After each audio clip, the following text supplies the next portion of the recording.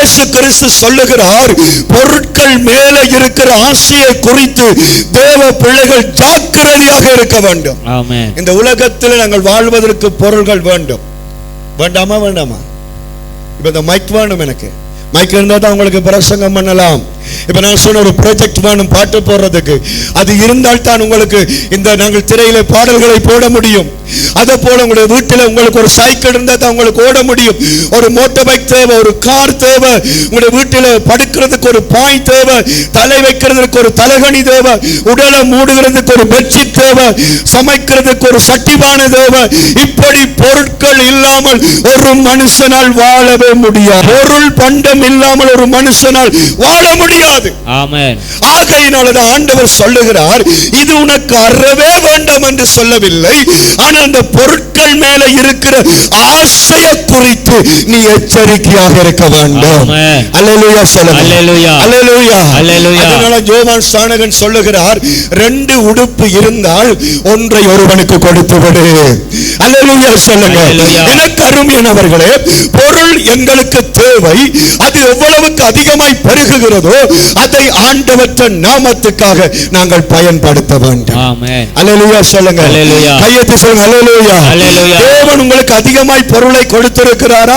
அதிகமாக ஆசீர்வாதத்தை கொடுத்திருக்கிறாரா? பூச்சியும் துருவும் அதை கரை கொள்ளாதபடிக்கு அதை தேவனுடைய மகிமைக்காக நீ செலவு பண்ண வேண்டும். ஆமென். அல்லேலூயா. அல்லேலூயா. இந்த சீட்டு, இங்க சீட்டு, இங்க சீட்டு, இங்க சீட்டு என்று 4 பக்கமும் சீட்டு கட்டி ஏமாந்து போகாமல் பொருள் கூடினால் தேவனுடைய மகிமைக்காக பயன்படுத்த வேண்டும். ஆமென். அப்படி அல்லாது விட்டால் உன்னுடைய வாழ்க்கையிலே இந்த பொருட்களை குறித்து, உன்னுடைய வாழ்க்கைக்கு தேவையான இந்த பொருட்களை குறித்து எந்த நேரமும் நீ சிந்தித்துக் கொண்டிருக்க கூடாது. ஏன் அப்படி சொல்லுகிறார் என்றால், ஏனெனில் ஒரு மனுஷனுக்கு எவ்வளவு திரளான ஆஸ்திகள் இருந்தாலும், எவ்வளவு திரளான பொருட்கள் இருந்தாலும் அது அவருடைய ஜீவனை காப்பாற்றாது. ஆமென் சொல்லுங்க. ஆமென். கையெழுத்து சொல்லுங்க. அல்லேலூயா. அல்லேலூயா. கையெழுத்து சொல்லுங்க. அல்லேலூயா. அல்லேலூயா. எங்கள்கிட்ட நான் வரும்பொழுது எண்ணி பார்த்தேன், 10 மோட்டார் சைக்கிள் நிற்கிறது. ஊழியக்காடு மோட்டார் சைக்கிள் சேர்த்தால் 12 மோட்டார் பைக். அதே மாதிரி ஒரு 10-12 ஒரு சைக்கிள். இவ்வளவு திரளான ஆத்துமாக்கள் இருக்கிறோம். ஆனால் எங்களிடத்தில் ஒரு ஓட்டோ இல்லை, ஒரு வாகனம் இல்லை, எல்லாருக்குமே சைக்கிள் இல்லை, எல்லாருக்குமே மோட்டார் சைக்கிள் கூட இல்லாத ஒரு நிலைமையில நாங்கள் இருக்கிறோம். ஆனால் இந்த உலகத்தை காரனை பாருங்கள், எவ்வளவு வசதிகளோடு, எவ்வளவு பொருள்களோடு இருக்கிறார்கள்.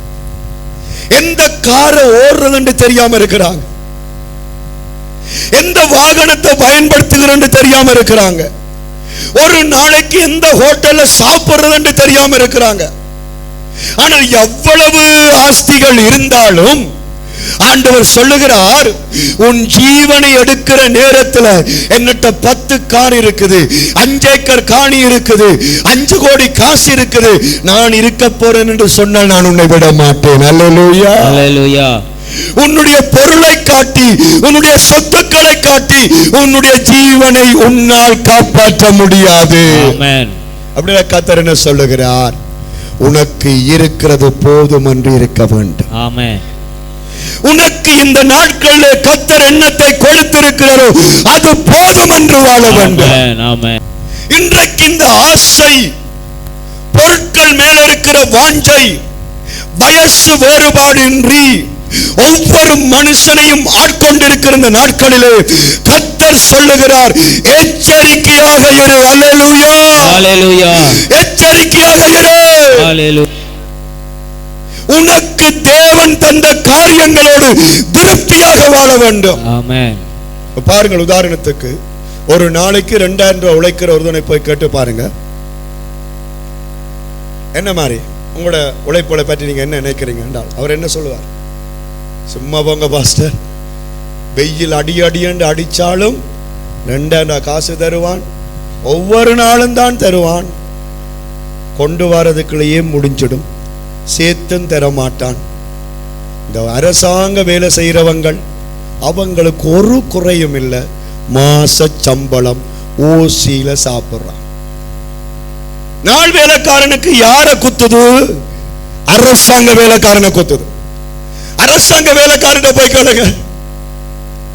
ஐயோ பாஸ்டர், 45,000 ரூபா 60,000 ரூபா 10 வருஷத்துக்கு லோன் கழிக்கிறான், கையில கிடைக்கிறது தசவா கொடுத்து காணிக்கு கொடுத்து திரும்பி பார்த்தால் 5 ரூபா காசு தான் இருக்கு பாஸ்டர்.